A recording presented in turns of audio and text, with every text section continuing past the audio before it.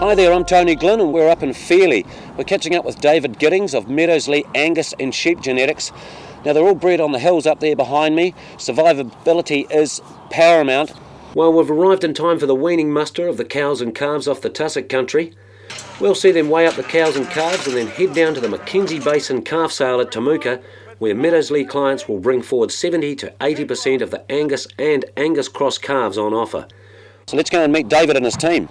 Well, we're inland from Timaru. We're actually on the main road from Christchurch to Queenstown. So a lot of people will probably have seen our home property, which is at about 1,200 feet above sea level. And that's the original Meadowslea property. The family have been here and started the Romney Stud in 1926, so that's 80-something years, so a fair bit of history. We have our hill block called Berrydale, which is a further 5 k's inland. It runs from 1,500 to 2,000 feet. There's more rainfall up there, around about 40 inches versus 32 at Meadowslea, and has some tussock country on it. And we also have 250 acres of stony flats at the base of that. That it's around 1,500 feet altitude and is very useful wintering country. We're running around about 8,000, 8 to 9,000 stock units currently. So that's really on a ewe flock of around 2,000, which are all stud ewes. Started the Angus Stud in 1985, and have been able to build that up actually to 300 cows. We are trying to breed a hill country bull that is run on in South Highland native tussock country. Yeah. And we actually graze those cows out on our neighbour Steve Kerr's property for the winter. The type of animals emerged there: thicker, deep-bodied, easy-doing cattle carrying good fat levels going into the winter, good constitution, bone, and plenty of motor room, plenty of middle in them. Steve Kerr, you're boundary Meadowslea here, and you winter their cows. Yeah, that's right. Yep. What's the story there? We take all these mixed age cows and we run them out in the hill.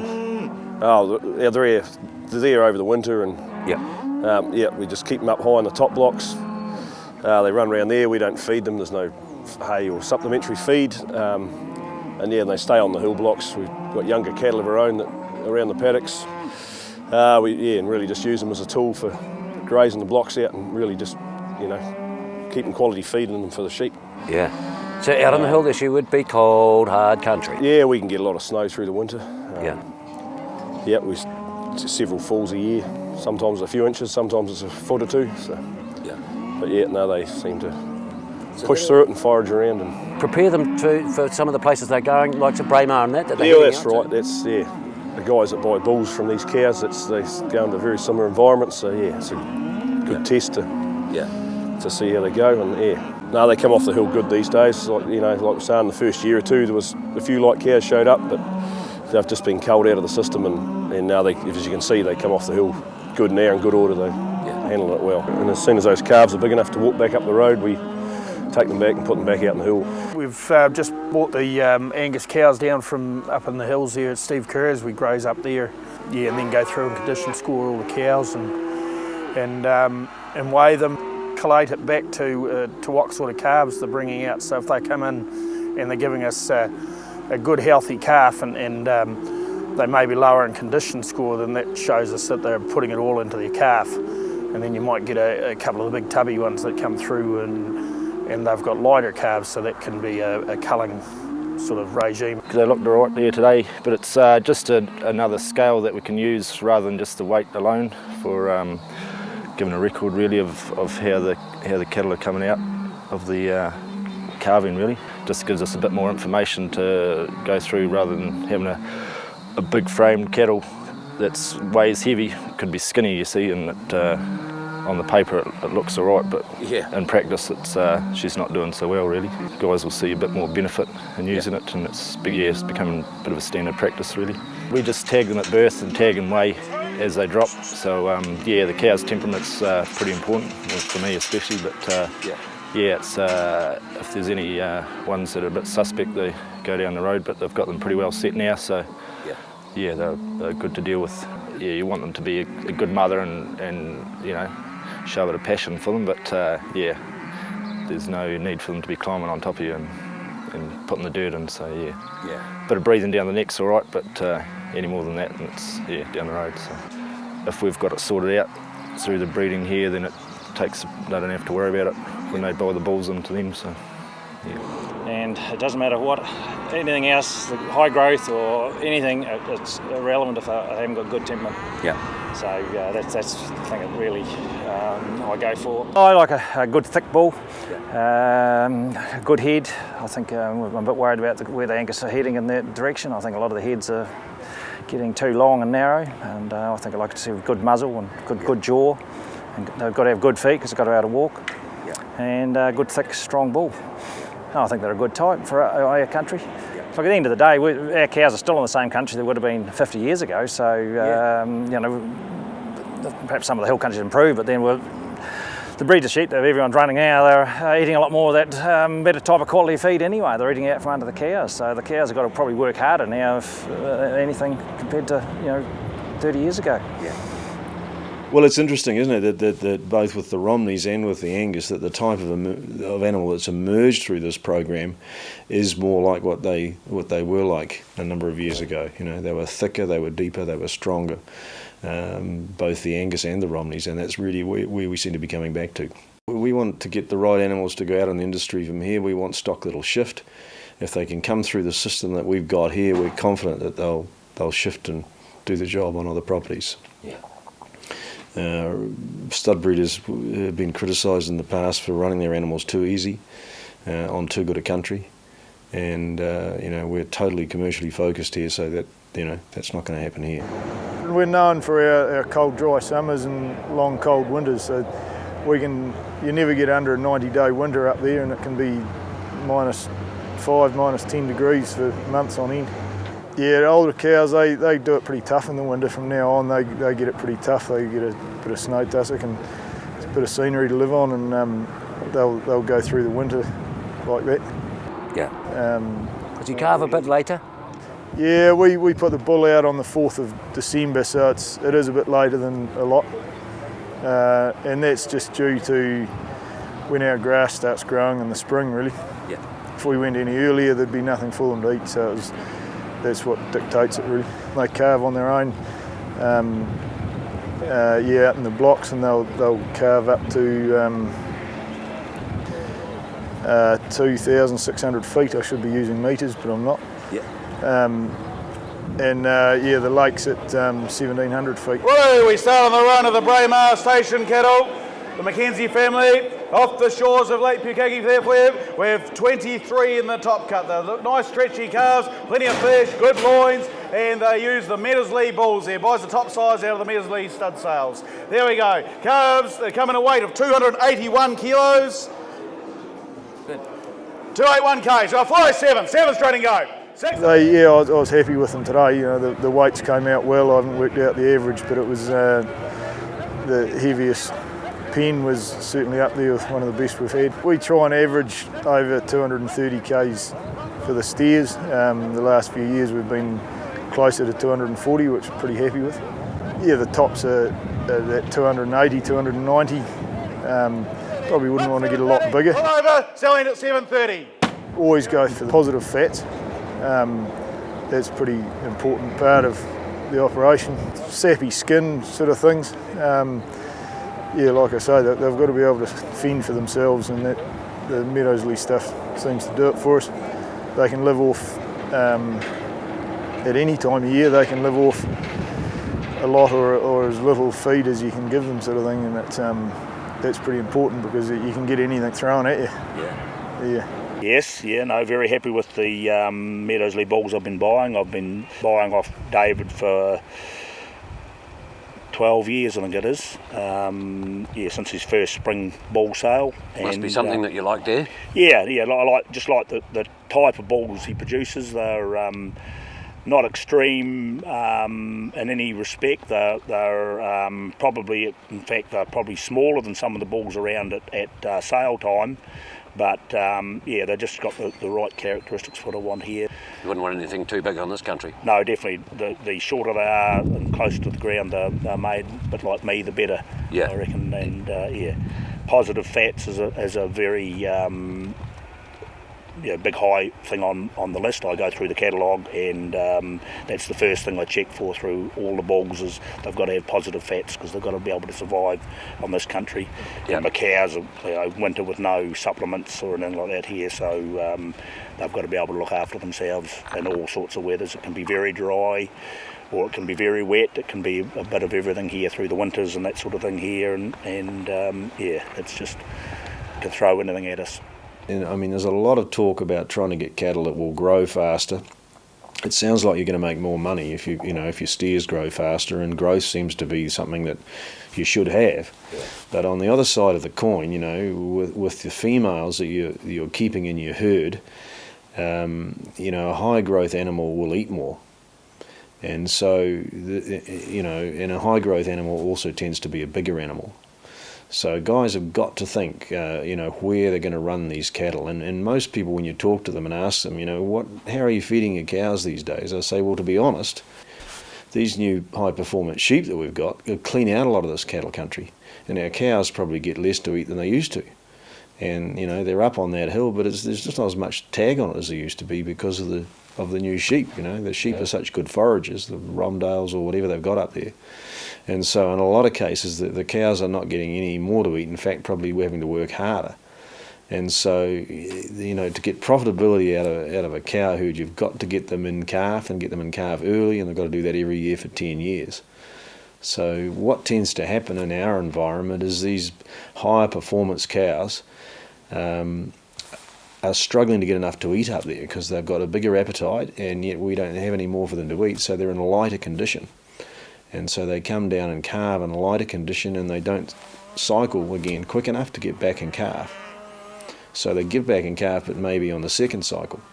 And then the following year the same thing happens, and they'll drop out of our system because we're only having the bulls out for 2 cycles. So you might have, very good genetics potentially in this cow, but she's dry as a third calving. Yeah. So we've had to pull these figures back and make some sense out of the middle of the road type of cattle that will produce for us consistently and sustainably, really, in that environment. And they are not high performance figured cattle. They're just good middle of the road type cattle that carry good fat covers on them, so they can stay in good condition. They can live on that hill without having a big appetite. They run efficiently out there. They can come down still in good nick. They have a good calf, and the day the bull goes out, they're back in calf again, just like that. And those cattle will do that for 10 years. And these are going to be easy cattle for farmers to run on hill country. It's what the Angus is known for, So by really tweaking up the production, and that includes higher milk production, if you've got a cow that's genetically high in milk production, she needs to eat more grass. And if you haven't got more grass, she'll genetically try and still produce that milk, so she tears that body weight off herself, and she becomes skinnier, and she can't get back in calf again. So you have to ask yourself, what is it you're trying to do with these cattle? Yeah, we have Angus cattle just to do a bit of a job for us. Try and have a low input system. They go through the winter usually with minimal feed. Yep. Calve in the spring, and then they feed off the spring growth, and we quit the calves in this time of the year. We've got into keeping a lot more heifers than we used to, and being a bit harder on our young cows coming in, and that seems to have tightened up our calf performance quite good. Yeah. What have we been in cattle since the 70s, and we've always been black. Black seems to look after us. Market seems to be pretty strong. 5-star beef and co sort of underpins the black market. So we're trying to achieve a calf weight of about a 260 to 280. We usually have a pen that goes close to 300, which is pretty sappy. Yep. Heavy calves, and then the cents per K works out quite good as well. Yeah. They're a wee bit slow in the spring because it was a wee bit colder and wetter than we're used to, but had a good spell of hot weather, and they've come up not too bad. Yeah. like I say, they're sort of slotting into that target weight range that we were hoping for, so generally pretty pleased. And hopefully the buyers are. They seem to chase them along, so no, pretty happy. Yeah, no, they happy with the shape and growth. We've shied off the heavy growth type cattle because with our system in winter and low input system, the high growth is more work. Yeah.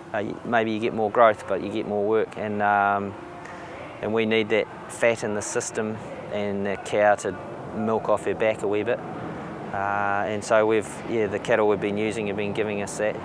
We regularly use a Meadowslea over our heifers. They calve down reasonably easily and it's not too much extra care, so it seems to fit the system. Yeah. And yeah, no, we seem to get not a bad run out of them. Meadowslea bulls have been used at the Grampians probably before my time. I've been there 11 years and they were used before that. We continue to use them. They're very easy care bull. They nice and quiet, very good growth records, and a very good recording system that David does there. We put them across our first calving heifers for that reason. We buy a low birth weight bull and we get a very good calf off that heifer. We're selling them today for around the 200 kilo mark, which is not bad for a weaned calf off a heifer. We're starting this black-white herd mainly in our run country and more out into the hacker. We're sort of developing out there, so we're going to have a different herd out there. And then that'll be mated back to a black. So we'll hopefully just keep a hand in both markets and try and just pick up that extra dollar with the black-white face. People do seem to be chasing the black, and the black-white face 5-star underpins that, so we seem to take a hit of about $50 or $60 on a calf between the black and the Hereford. The black bulls are a different kettle of fish, so we need a much lighter birth weight, so we try and keep down around the 2, around about 2, 1.5, 2 if we can, up to 2.5 I've had them, with good milking traits and very good growth rates through the 2, 4, 6. I really look strongly at that. So as long as the bull's got low birth weight, but those growth figures, it does flow through to what we sell here, because there are people that are buying those to take them on. So while we're not just looking to get that heifer and calf, I want good growth with her as well. So, and he has to look the part. I do study all the figures and then go down there, and if he doesn't look the part and got the figures, well, he won't get through. So, and we do buy. I buy a good bull off David as well to go across cows in our Hereford herd that are maybe a wee bit off type and colour and markings, or developing traits that we don't particularly like in our main line. So, and we have about probably 80-90 cows, mixed age cows, that go to a black as well. How's things going today, Hamish? Oh, I did pretty good, Tony, really, under the circumstances of feed. We had a pretty good sale, really, I thought. Certainly the top end of our steer calves were making over 7. And a lot of these lines of calves, they've come in very even, so the tops are making over 7 and the bottom cuts are sort of down around that 6 mark, which is quite respectable, and guys can, they can make it stack up at that level. We had one guy from the North Island who came down just especially to buy Meadowslea genetics. So we do get guys from time to time that will chase one bloodline. He's got a good name for his bulls. They're working well for guys, and they're certainly lasting, which is a big thing when you're paying reasonable money for size. This is one opportunity to get was over 1,000 Angus and Angus Hereford steer calves today, of well bred off genuine tussock country. So a great opportunity to buy station cattle. You're not chasing the American genetics? No, we're definitely not. I mean, our policy is that these animals must be able to survive and produce in the New Zealand environment, and I can't believe that bringing cattle in from America will give us those traits. I'm happy for other breeders to do that, and possibly we can buy some of that progeny further down the track, but certainly we won't bring any blood like that. We want proven New Zealand genetics that can handle this environment. This is a tough environment, and our clients are in tough country, and they need to know that these cows can handle this condition, got enough fat to store enough energy to get through these tough periods. Yeah. And that, you know, that's our New Zealand environment. We've got enough genetics here in New Zealand to be able to do that. So hard to find genetics for yourself there?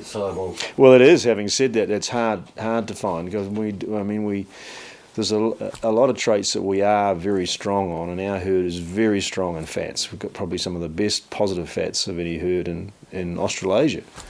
And it's the same with the scrotal. Scrotal is very important to us because it denotes in the females how quick they'll hit the puberty, and that how quick they're going to, you know, reproduce for us as 2-year-olds, and generally stay fertile over their lifetime. So, you know, those traits are very important to us. But, you know, it's a balance that we're after that'll suit this country, and they're not necessarily trait leaders or, you know, in the top 10% for Australasian traits. They can just be quite dangerous in this country. A couple of nice bulls out there in the front paddock, and you must be fairly proud of them, having them out beside the mailbox. Yeah, well, it's interesting. They're both by a homebred sire, very strong in our own bloodlines. The better of the two bulls, if you like, the one we prefer is was by a yearling bull out of one of our 2-year-old heifers. He weaned the heaviest calf out of the whole herd.